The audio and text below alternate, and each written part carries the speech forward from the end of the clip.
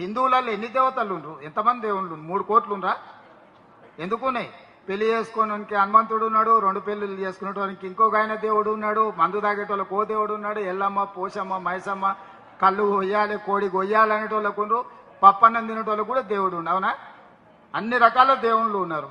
ఏం సార్ ముఖ్యమంత్రికి ఇట్లా మాట్లాడితే ఎట్లా? రేవంత్ రెడ్డి దేవుళ్ళ గురించి ఇట్లా మాట్లాడుతున్నాడు అంటే ముఖ్యమంత్రి రేవంత్ రెడ్డి దేవుళ్ళ గురించి మాట్లాడుతుంటే హిందువుల గురించే మాట్లాడతారు ఆయన. మిగతా క్రిస్టియన్ల గురించో లేకపోతే ముస్లింల గురించో మాట్లాడాడు.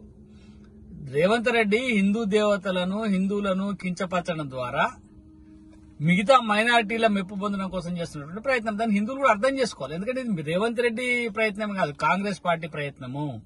కాంగ్రెస్ పార్టీ నీకు బీహార్ లో పోతే కూడా దేవుళ్ళని కించపరిచింది.